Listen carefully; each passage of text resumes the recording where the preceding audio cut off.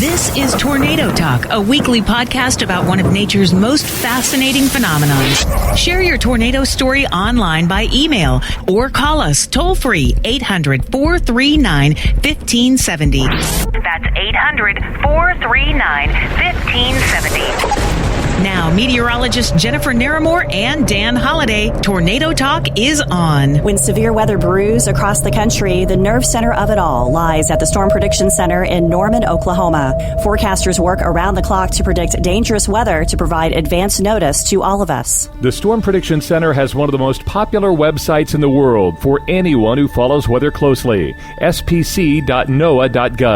When new convective outlooks or severe weather forecasts are issued, many of us repeatedly hit refresh on our computers to see what they will do next. Will they issue a high risk, moderate risk? What are they thinking? Are there going to be tornadoes today? At the bottom of each outlook, you'll often see the forecaster's name. And if you read the convective outlooks as often as we do, you might recognize the name Edwards. That's Roger Edwards. He's a lead forecaster at the Storm Prediction Center.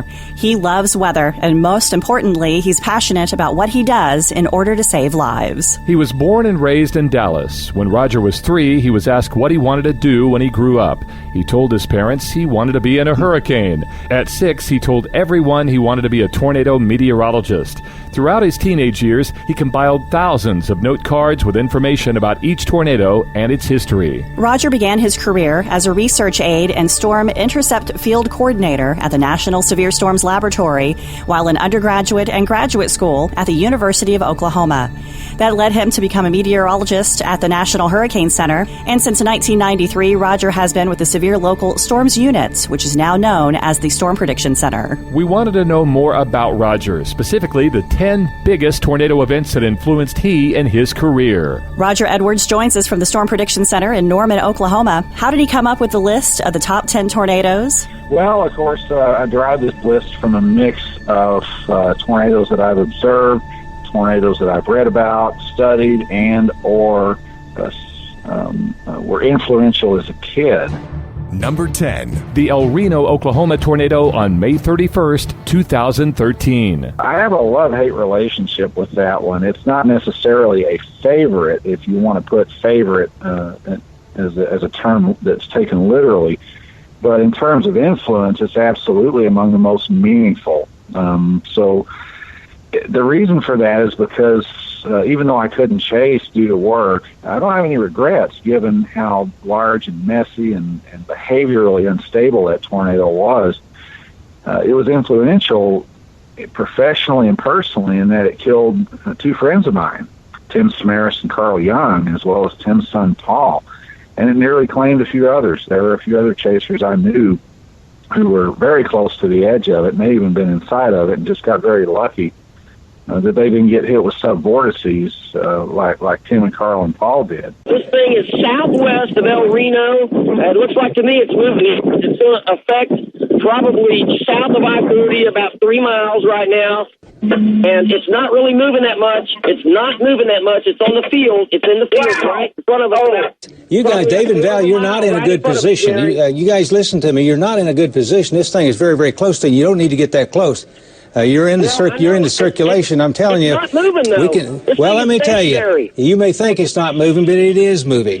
We can see it on radar. And so it was a very personally impactful and meaningful tornado in that regard. It's actually a tornado I don't like very much. I don't care for it because it's the impact that it had on people that I knew.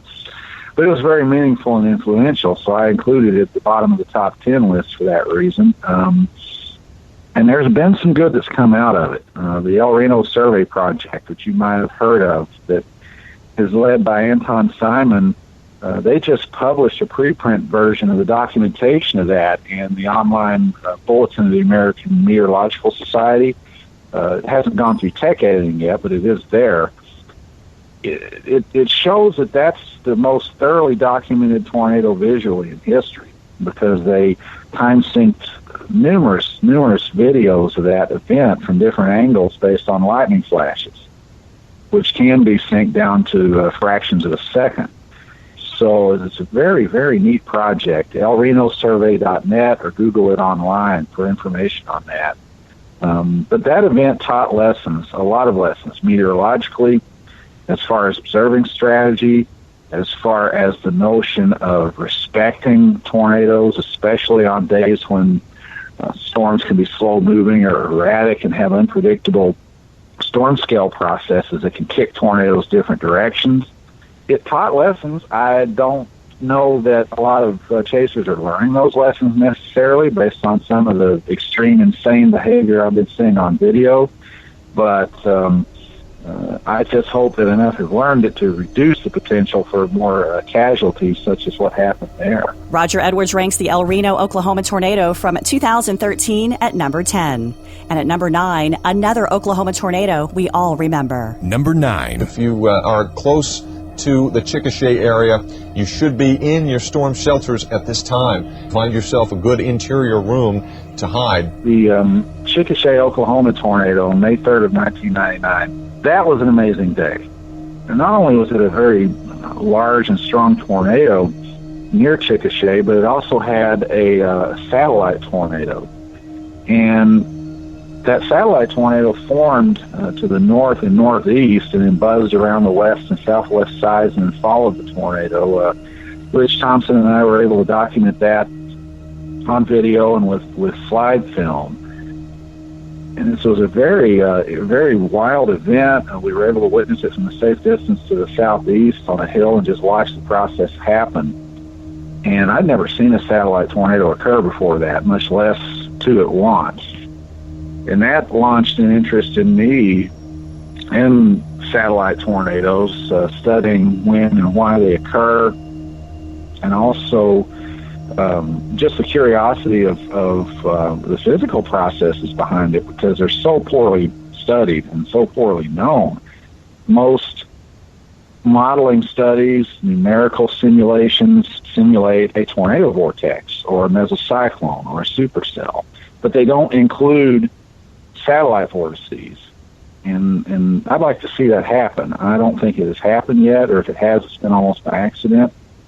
But I did start a climatological study of satellite tornadoes just to try to document them, first of all. I mean, that's step one. That's available on the SPC publications page. So that was a case where a chase spawned scientific study over a decade later, once I'd gotten some other ones out of the way on that event. And then once the sample size gets comfortably large, I'd like to publish that formally as well.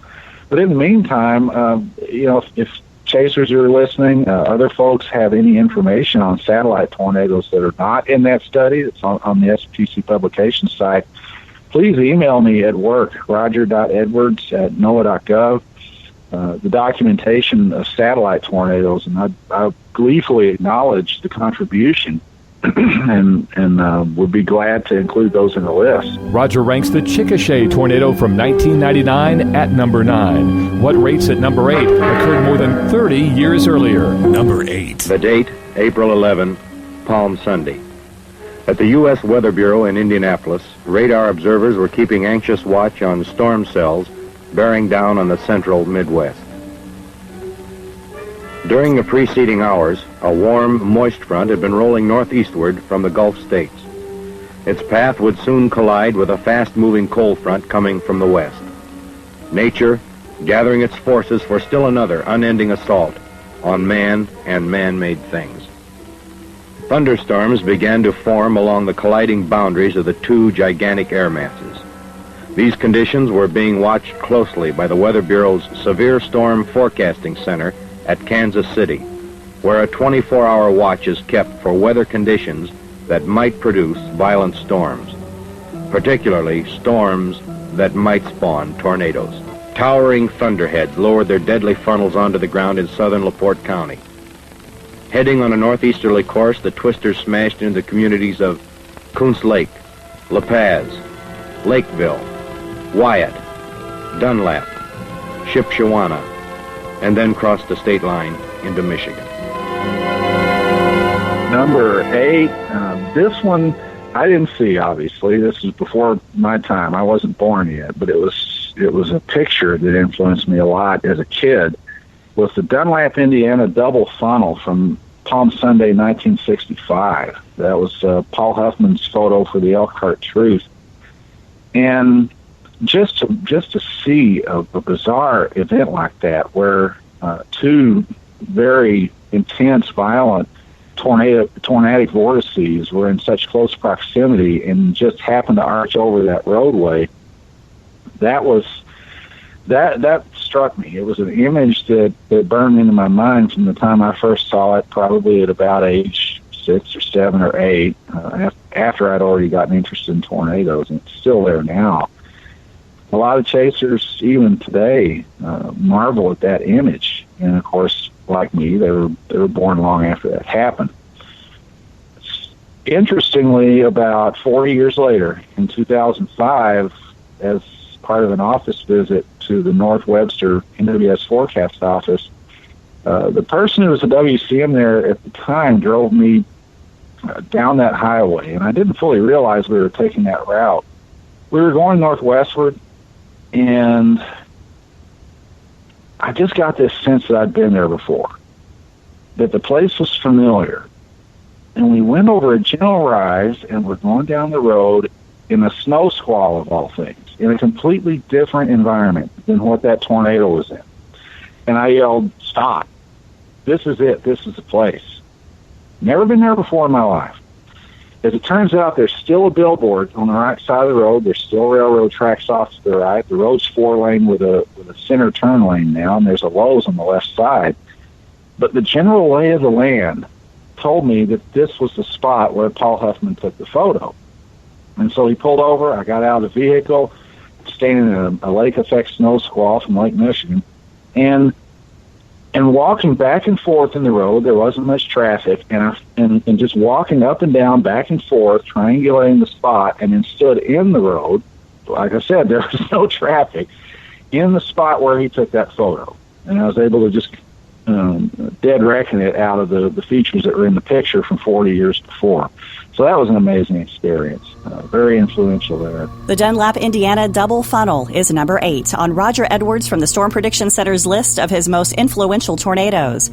At number 7, our worst fear, a tornado after dark. Number 7. Number 7, Mulhall, Oklahoma, from May 3rd, 99. That was an F4 rated tornado over a mile wide at night. It was my first substantial nighttime tornado. It probably was capable of producing F5 damage at the time. It just didn't hit much, which is fortunate. Mulhall experienced F4 damage on the north side of the vortex, which is the side opposite the direction of translation. That tornado had subvortices a quarter mile wide, according to mobile radar data. Those subvortices were as big as the violent Spencer, South Dakota tornado that I witnessed the year before, if you can imagine that. And that's still, to this day, one of the strongest and deepest tornado detection signatures ever recorded on radar. I mean, that's in the same class as Greensburg, Tuscaloosa, Piedmont, just high-end tornado signatures.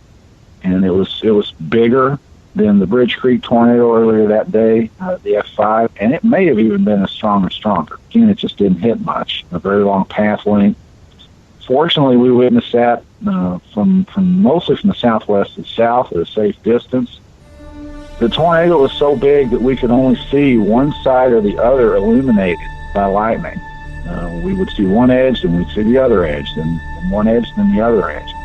And the inflow was so strong you could barely stand. From the Mulhall nighttime tornado of 1999 to another Sooner State storm on May 24th, 2011. Number 6. The Piedmont tornado traveled from west-southwest of El Reno across west and north of the highway. Unfortunately, killed a few people on Interstate 40, and then moved to the northeast. That was the second F5 I'd ever seen, and by then the EF scale was invoked, so it was EF5 rated. It also had 2 satellite tornadoes that we saw. The first satellite tornado was nearly as strong by that time, just north of El Reno, as the main vortex.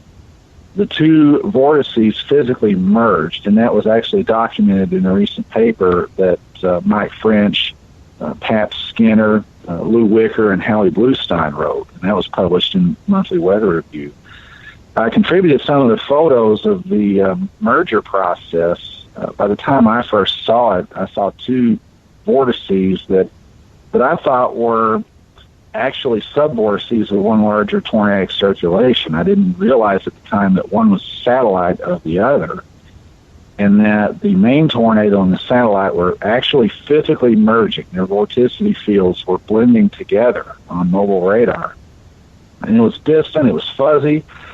It was tragic to witness this event because it killed people in several different places. Actually, watching the resulting wedge tornado move to the west and north, producing vortices that curled up the side, which I've only seen with videos of violent tornadoes like Andover and Tuscaloosa, and producing satellite tornadoes again near Highway 3 south of Piedmont. Not only that, but there was a low-frequency rumble in the ground where I was standing about 1.5 miles east southeast of it. I could feel the tornado as well as see it. A very intense, informative event in my chase and professional careers there. At number 6, the Piedmont, Oklahoma twisters of 2011. Roger says 3 of his top 10 tornadoes all occurred on the same day, May 3rd, 1999. This one comes in at number 5. Listen to this, courtesy of KFOR TV. Look at it. It just looks like a steamroller came through here and just wiped everything out of its path. Well, we got to pray for those people. We do.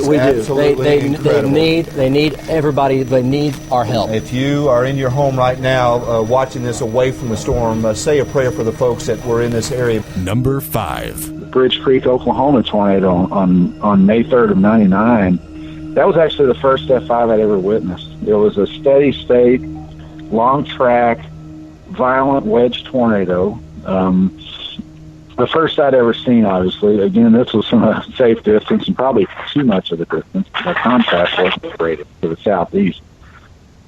But we watched this tornado cruise along from north of Chickasha into Bridge Creek, and then decided to abandon the storm before it went into more because we didn't want to chase in the metro area. While we were watching that, we could see the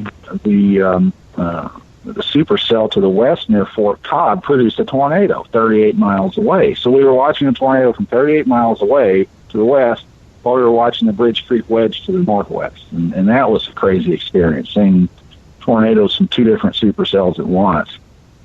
And we surveyed the damage from that. There was obvious F5 damage, well-built homes with anchor bolts, slab, with the debris swept off the slab. Just incredible damage near Bridge Creek, as well as in Moore. And that was actually professionally formative, too, because I was able to lead author one formal paper on that event and then co-author another with Rich Thompson. And those were the first 2 formal publications that arose at least partly from chase experiences. And so in a professional sense and a scientific sense as well, that was a very powerful and influential event. And also from a forecast sense, because my forecast for that event stunk. It really did. It was an under-forecast event on my part. And I woke up. Rich actually called to wake me up. I was coming off a night shift, and said, first storm is going up to the southwest. Let's go get it. So we did, and the rest is history. But that event was very, very difficult to forecast. Fortunately, my colleagues on the day shift ramped the forecast up because of the subtleties involved. It wasn't apparent until about midday that this would be an important, violent tornado event. I'm glad they ramped the outlook up and ultimately made it a moderate and a higher risk. Greg Carbon was working at the Storm Prediction Center that day and remembers it well. One of the things coming to SPC that I realized right away was, you're working with some really amazingly skilled, dedicated people, people who are passionate about what they're doing, just want to learn more, want to do the best they can, and they're great people to work with. In fact, I tell people a lot that, SPC's got the best staff I've ever worked with anywhere. And May 3rd, I was still in the, so I had been there about 3 years, so kind of spinning up still, trying to absorb what I needed to become a better forecaster. And so I was there on the day shift the whole day, and we were looking at things, and actually noticed that the wind profilers to our west and Tucumcari, where the profile information, real-time information, wasn't really verifying the models very well. In fact, the observed winds are stronger than what we were seeing in the models. And, over time, we all realized this is probably going to be a pretty big deal tonight or this afternoon. And I'll never forget walking out that afternoon at 4. I did go out at 4, and the watches were just issued, and my shift was over with. I wasn't responsible for watches at the time. I was just an assistant forecaster. But I walked out at 4 o'clock, and I saw one of our science support people, our research people, looking at the radar. And at that point, a cell had just developed near Chickasha or just south. And I just saw his face, and he just said, "This is bad. This is really bad." And went home and watched, and it's hard to forget. And the one thing I remember very clearly is as that cell moved northwest of my house that evening, I was able to get out and watch the supercell move well to the north of me. I couldn't quite see the tornado, but I could see the entire structure of the storm. And after looking at conditions on a larger scale all day, and then seeing this one storm most likely killing people at that time, it was just remarkable to me how much needs to come into place, how the ingredients need to fall into place, almost like you can't imagine how difficult it is to form a tornado of that magnitude, of that violence. The atmosphere does this, and luckily it's extremely rare when it does, because if it were any easier, we'd have a lot more trouble on our hands than we already do. Number 5, the Bridge Creek, Moore, Oklahoma tornado. On Roger Edwards' list of the most influential tornadoes, number 4 occurred in the Northern Plains. Number 4. What can they do, really? It's a mess. Number 4, Spencer, South Dakota, May 30th of 1998. That was actually my first violent tornado. We took an unconventional approach from the northwest, which I don't normally recommend. We've been on a line of storms that was non-tornadic to marginally tornadic in eastern South Dakota before that. Saw this one. This is before the days of cell phones, before the days of onboard radar. Visual chasing, basically. This storm had formed on the dry line to the south, and we saw a very, very intense, almost atom bomb look to convection to the due south through breaks in low clouds, and decided, you know what, it's that or this squall line. We'll go after that. So we came down the backside of the storm and encountered no hail, amazingly enough, for a violently tornadic supercell.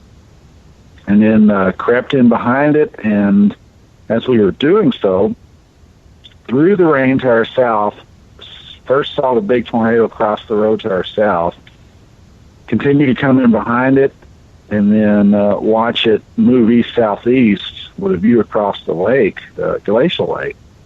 I had no idea at the time that this quarter-mile-wide tornado was hitting a town. There were no power flashes.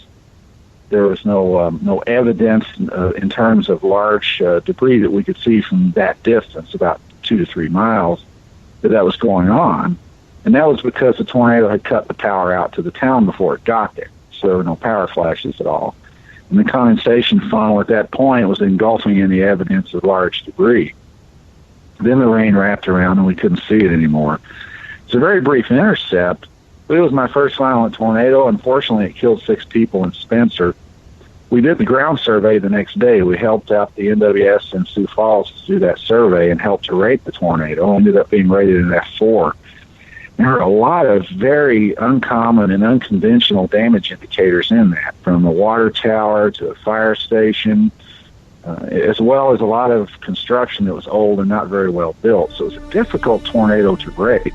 We did find enough to give it a marginal F4 rating in concert with aerial surveys and the Dow data. The Spencer, South Dakota tornado, number 4 on Roger's top 10 tornado list. Number 3. The Dallas tornado from May 26th of 1976.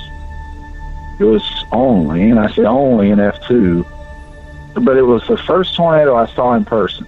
I was a little kid, already interested in tornadoes, already had done science fair projects at school every year on tornadoes. And so this was just a complete thrill for a little kid at the time. didn't have the maturity to realize, oh, this actually might be hurting some people. But I was in my front yard trying to look through hills, trees, houses to see any evidence of this tornado that was being reported across parts of North Dallas. I lived in East Dallas, just east of downtown. And finally, through some trees in between a couple of houses, I saw a condensation funnel to the distant northwest. And then once that occurred, sirens were blowing. My mom came out of the house and yelled at me to get back in.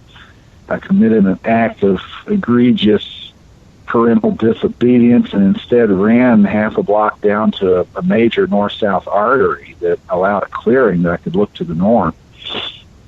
While she was screaming at me in the distance, I ran away. I'm sure that didn't thrill her very much to have her kid running away from her with a tornado outside. I looked to the north, and the tornado was roping out in the distant north. It had already done the damage it did in North Dallas and was roping out. Condensation funnel was not connected. I never did see full connection, although I'm pretty sure I saw a power flash under it when it was further west. That was a very influential event. On our top 10 tornado list, you don't have to travel at all, but you do have to go way back to remember the event, which comes in at number 2. Awesome as an 8-bar mushroom, a tornado howls into Dallas, Texas. Sides of buildings were sheared away by the tornado, which left 500 persons homeless along its erratic 15-mile course. Ominous debris is stark testimony to the whirlwind fury of the Texas twister. Number 2. And it's amazing that this is number 2, but it's also a tornado in Dallas. This was on April 2nd of 1957. I think most of us who like tornadoes have seen images from this. Grainy black and white movies of warehouses flying apart, black and white pictures from assorted sources of a snaky tornado over the Trinity River bottoms. There were more pictures and movies of this tornado at the time than any other. At the time in 57, it was the best documented tornado ever, until Fargo came along, probably. It was in my hometown, a lot of familiar sights in the footage. There were still photos of downtown Dallas skyscrapers with the tornado in the background. It was a tall, slim, very highly visible, high-contrast tornado, moved for about 15 miles to the southwest, west-central sides of town, dissipated near left field, moved from south to north. That was a subject of intense interest of mine as a kid at the public library there. They had movie reels, 8 and 16 millimeter movie reels from WFAA and other sources in the Texas History Collection. Maybe they still do. And they became so familiar with me at the library there, they let me string the movie reels up and watch them on projectors and didn't even supervise my doing it because I'd been there so much. That made me aware of the tornado impact on cities, on big cities. And it planted the seed for large venue preparedness, which is a topic I've been interested in ever since as a kid, wondering what would have happened if a tornado like that had hit Arlington Stadium, now the ballpark, or if it had hit Texas Stadium, now Jerry World, or if it had hit the Cotton Bowl with a concert or a football game going on. That can happen, and it easily could happen. What if it had crossed Stemmons Freeway at 5:30 p.m., packed with cars, 10 lanes of a parking lot? A very scary prospect, and so that was an event that as an adult and as a professional got me involved in studying large venue and crowd preparedness for tornado events as well. Number 2 on Roger Edwards' list of his top 10 most influential tornadoes. The storm that comes in at the top was so impactful, a film was produced about it called Terrible Tuesday. Suddenly the wind was not a wind anymore. It was a very solid force. I heard the sound of my voice as the air was pulled from my lungs. The sensations were of being pounded and hit and stabbed. It was violent. It was very, very violent.